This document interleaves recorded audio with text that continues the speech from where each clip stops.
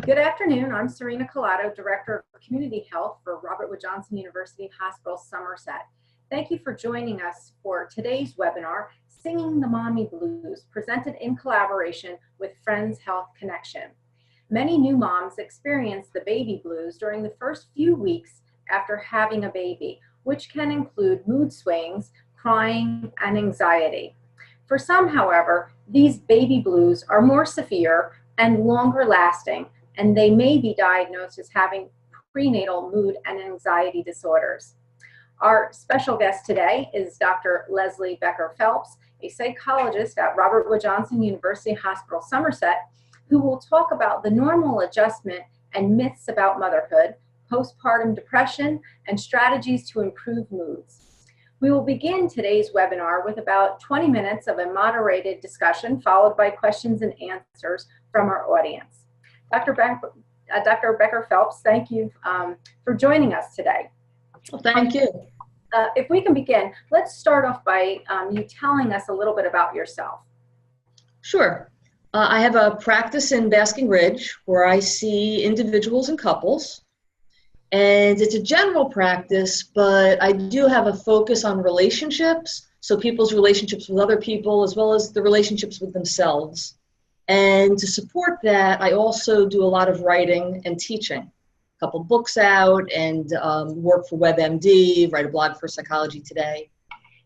And the perinatal mood and anxiety disorders work that I do, the patients I see, is an extension of my focus on relationships.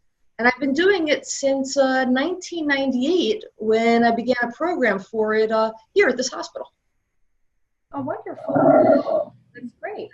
So, so obviously you have a very extensive background in this area.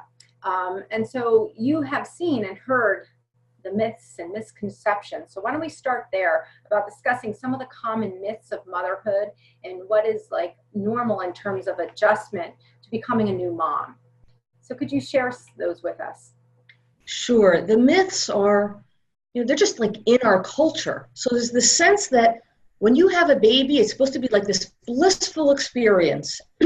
Everything's all positive and wonderful and it just all flows. And motherhood isn't necessarily like that. I mean, it's nice when that happens, but there's a lot that goes into being pregnant and having a baby. It doesn't always go the way we want it to go, so it's not purely positive. There are struggles with it. And also, when you have a baby, it's not like all of a sudden this maternal instinct, it kicks in, and then you know everything about raising a child. You don't. It's a learning experience. And sometimes it's really harmful to have the myth that everything's going to be happy and go well and you're going to know everything, because then women end up feeling like there's something wrong with them. In addition to that, especially for women who want to work and balance having children, there's this sense of mothering just happens, right? You have a baby, you can just grab the baby, put it on your hip or whatever, or hold it, and you're going to go on with your day like you did before. And the truth is, mothering, it takes time, it takes effort, and life is going to be different. So, it's important to know that and not follow that myth that, you're just going to pick up life, the way it was. So. Very good. Thank you. So what do we mean when we say somebody has the baby blues? What does that mean? So the baby blues, it's not a disorder. In fact, about 8 out of every 10 women have the baby blues.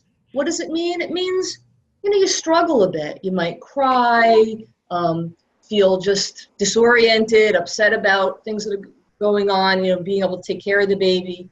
But overall, you are still happy. You're happy you have your baby.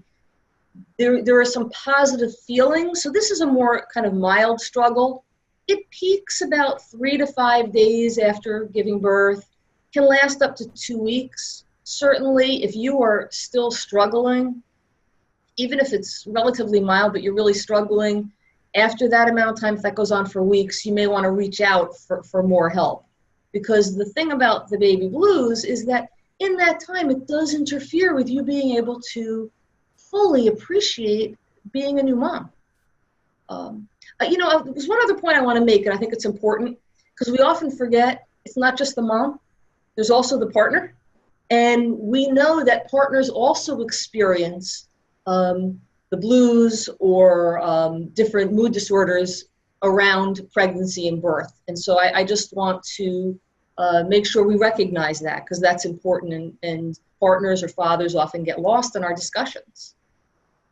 Oh, that's a very good point. Thank you. So can you explain, like we talked about baby blues, but what are perinatal mood and anxiety disorders, and what are the signs and symptoms with those? It's a mouthful, isn't it? Perinatal mood and anxiety disorders. So let's start by saying, what's perinatal? Perinatal means when a woman is pregnant, as well as up to about a year after giving birth. So that's perinatal. Mood and anxiety disorders are different, emotional disorders that women can have during that time. There's a number of them. We don't have time to go in depth into them, but just to give you a sense, there's depressive disorders. So that depression, I think people have a sense of that sadness or just having difficulty getting going. Anxiety disorders, where you have a lot of worries about things. Now, these things are common, more common than you would think.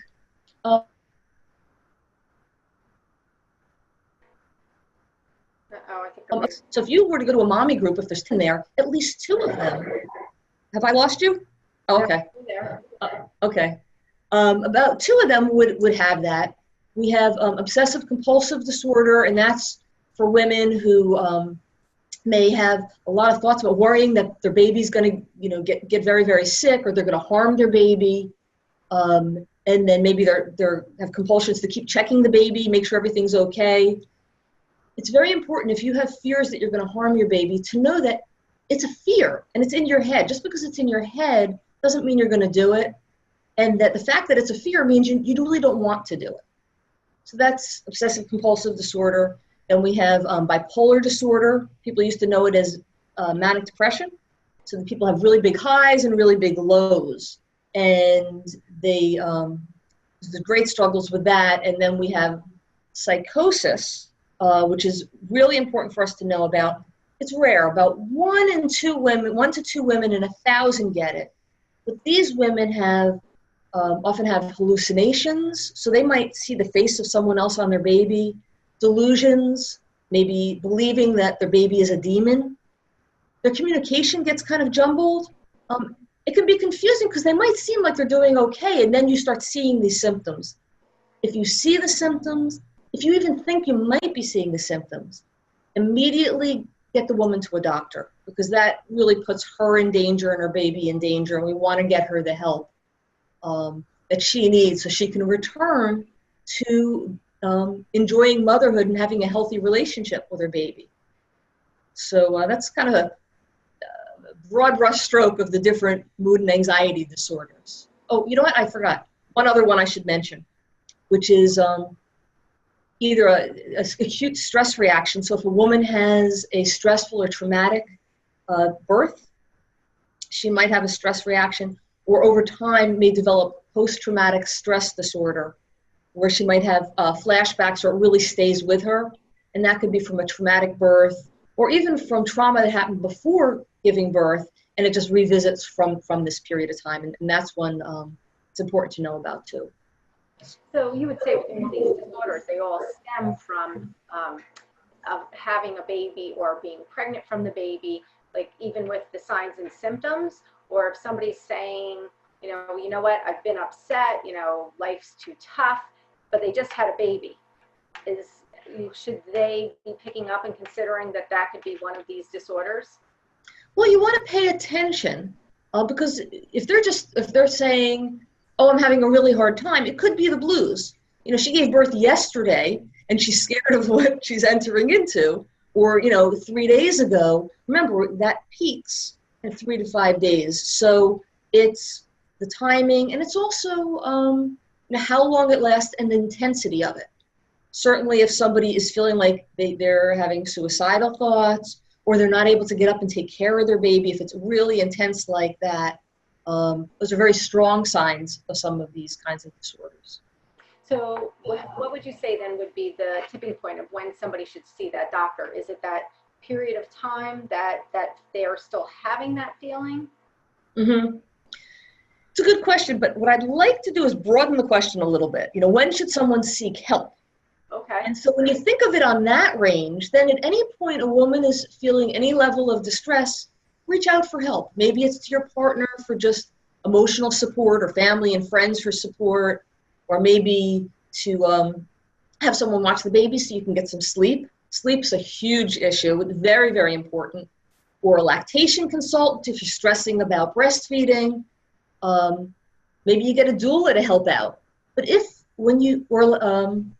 doula, lactation consultant, I just lost my thought. But those kinds of help. If when you reach out and everything that you're doing may be helping, but it's not helping enough, and you're overwhelmed, absolutely reach out to your doctor. So you want to make use of whatever resources you have, and your doctor is within that pool of resources. Okay, thank you. So I think you touched upon some, but what are the causes of perinatal mood and anxiety disorders? There's three basic causes, or all the causes could fit into three basic categories. There's physiological. So if you have a history of bipolar disorder, there would be a physiological basis, right? Social. So financial stresses, relationship problems, social isolation, those kinds of things. And then psychological, things that you are upset about or you're struggling with. The struggle with becoming a mother, or your roles, or different things like that, as well as depression enters that psychological piece, or anxiety. So we have the three: physiological, psychological, and social. Awesome, thank you. So what are the risk factors? If somebody, has any, indicators that they might be at risk for any one of these disorders? Yeah, there's some very clear risk factors, and it really comes down to being self-aware and knowing to look at what's going on in you and around you. If you have a history of a personal history or a family history of a mood or anxiety disorder, you want to be aware of that and talk with your doctors about that up front. If you are having a difficult pregnancy or childbirth, a traumatic childbirth, that's a risk factor. Other risk factors are relationship issues. You want to be aware of those, talk about those. I know there's more, but it's slipping my mind. One thing I want to get to is that with the risk factor of, maybe this is why it was slipping my mind, I wanted to make sure I mentioned, if you have a personal history of some kind of mood or anxiety disorder and you're on medicine for it, it's very important that you talk with your doctor about the medicine. A lot of times people want to go off their medicine because they're afraid it's going to harm their baby.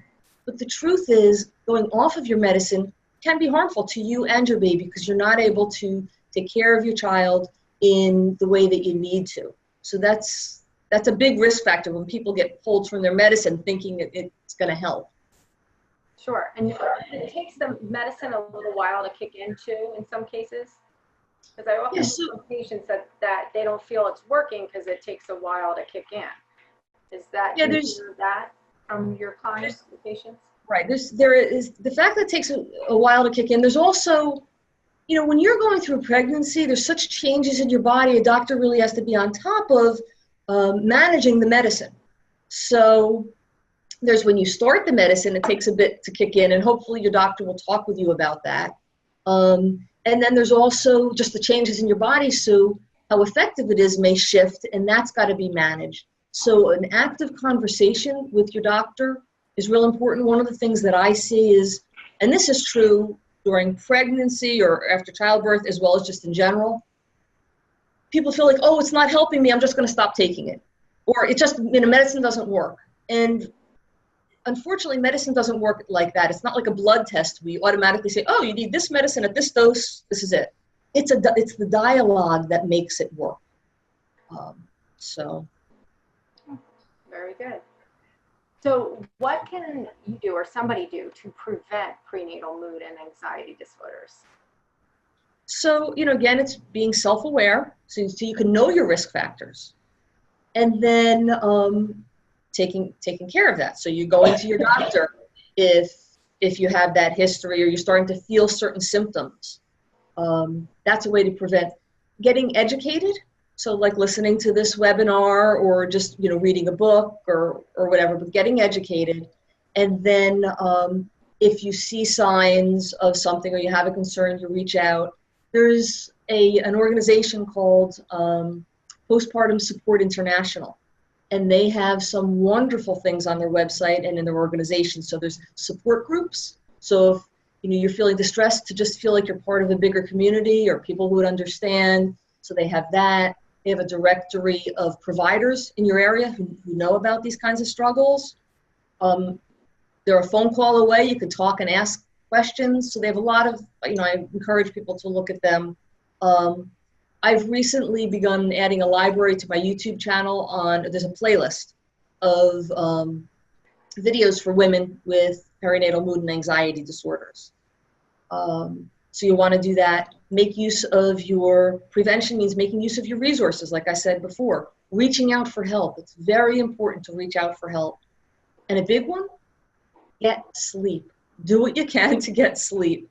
It's so often underestimated, and it's just amazing how much better you could feel when you allow yourself to do that. So you sleep either when your baby's napping or sleeping, or if you can't do that, get someone to watch the baby so that you can get that sleep for yourself. Very good. That's a great point. Sleep is very important. Mm-hmm. So at this time, we can invite our audience to actually log on, and under chat, you can log in a question to Dr. Becker-Phelps, and we can present that to you. So while I'm giving our audience some time to type in some questions.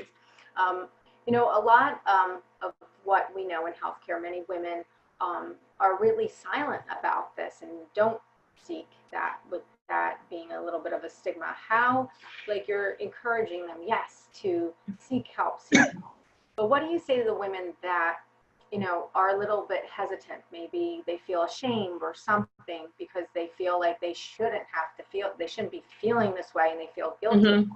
What do you say to those women to encourage them to seek the help? Well, are you still able to see me okay? Yes, I can see you. Yep. Okay. So what I would say is, and this occurs a lot. Women will come in and they feel uncomfortable. And the truth is, we know, again, 8 in 10 women have baby blues. We're looking at around 2 in 10 women who have either anxiety or mood disorders, never mind the other things I spoke about. So what I say to them is, when you go in public, and my guess is you look around, you're like, oh, everybody else seems happy. How do you think they see you? Do they know you've got problems? That you're struggling? And they probably don't, because you're putting a face on it. And to know that they're also putting a face on their struggles. And so just because it looks like you're alone doesn't mean you are alone. And as you start to talk to women or other women, as you get comfortable with them, you'll find that they also have struggles. So that's part of what I would say. The other part is, if that's a really big difficulty you have talking, reach out to a support group. There you can go to a place where you're going to be talking with women who you can relate to. Oh, wonderful. That's really good. Sorry, I'm just typing in for everybody to hopefully see where they can type in their questions. Okay. So what are some other common struggles? I mean, what I've seen is that people tend to make excuses. They know they're feeling some way, but they attribute it to other issues, even though it's not. It may be baby blues, and that's what I think I was trying to allude to before. So what do you say to them? Like when they're saying, oh, I'm just depressed about, this is going on in my life and it's not baby blues, Mm-hmm. prenatal anxiety disorder. They're attributing it to something else. How can they, how do they determine that?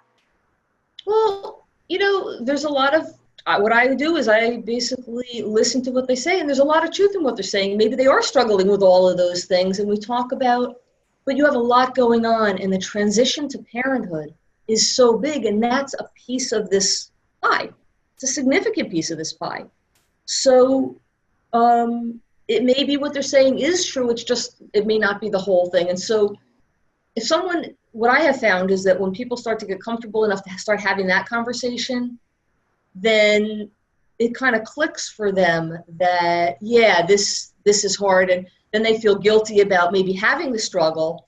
And then as you become aware that other people have the struggle too, then that helps. Unfortunately, our culture doesn't help. In other cultures, there's so much more of a recognition of the transition. There's a lying in period where people take care of the mother. And there's much more support. Maybe there's more family around. We have this idea you're supposed to, but pop out a baby, and then get on with it. That's part of the whole myth thing. And so for people to understand that those are myths, and the reality is a lot more complicated than that. So. Well, I think throughout your conversation, you'd also mentioned a little bit about treatments. You talked about making sure you're getting sleep. You talked about medicines.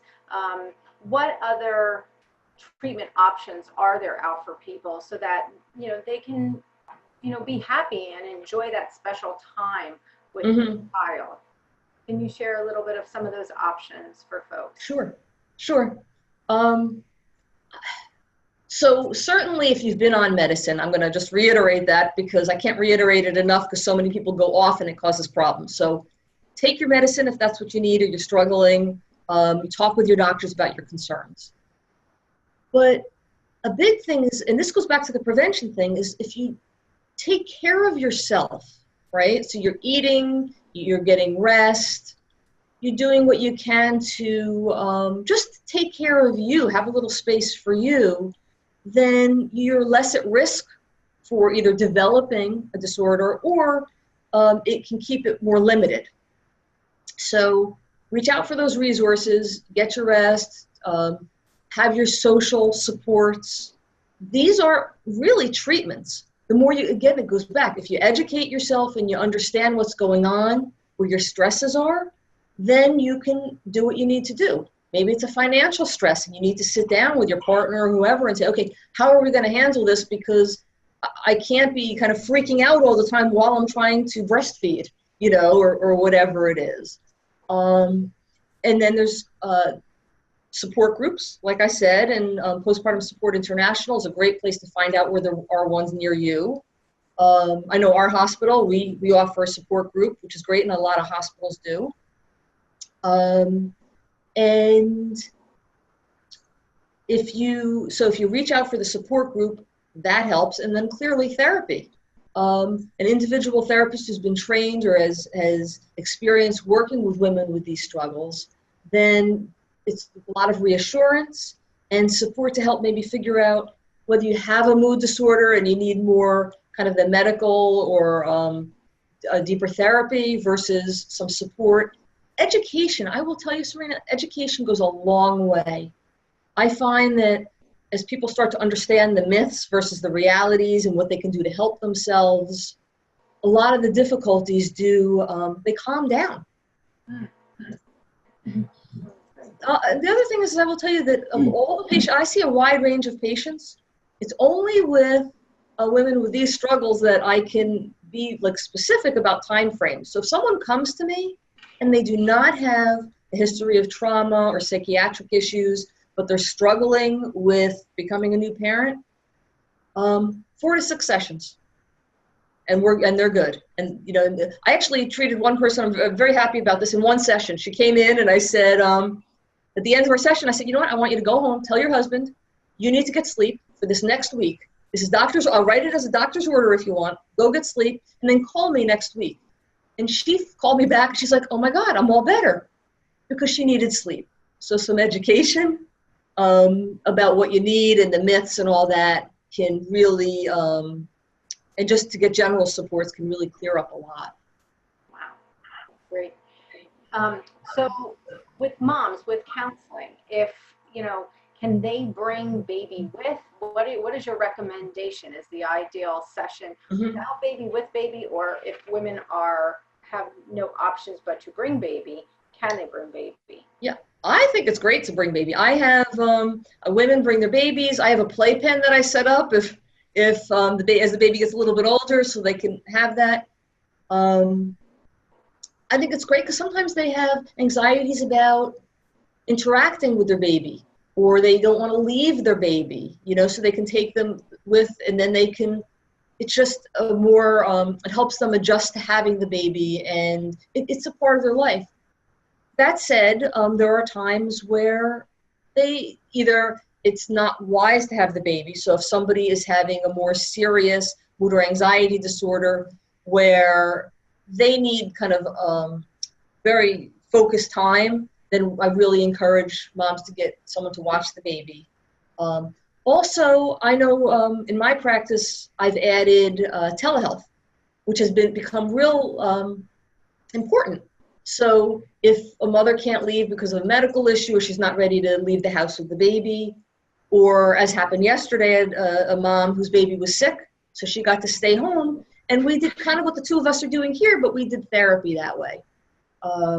If there's not a therapist in your area close to you who has training or experience with this, then you can find someone who does have the training, and you can do it from a distance, and then you can either have the baby napping and you keep an eye on the baby, or the baby could be right there with you, and maybe you can get some education about concerns that you have. So there's a lot of ways to work with that. Okay. So you mentioned sleep being very important. So when we talk about mommy fatigue, and maybe how important is having mom have some time to herself, and if it is important, how does mom get that help if she does not necessarily have all that support structure that you had also talked about? Right. Really good questions. Real good questions. The first part, I think, of answering it is to address the whole myth issue. That was one of the myths I think I forgot to mention, which is we have this idea that when you become a mother, then you give up your right to take care of you or to have your own life. You're supposed to be all about taking care of your infant and your children. And yes, I mean, they take up a lot of your energy, but it can't be all. You've got to take care of yourself.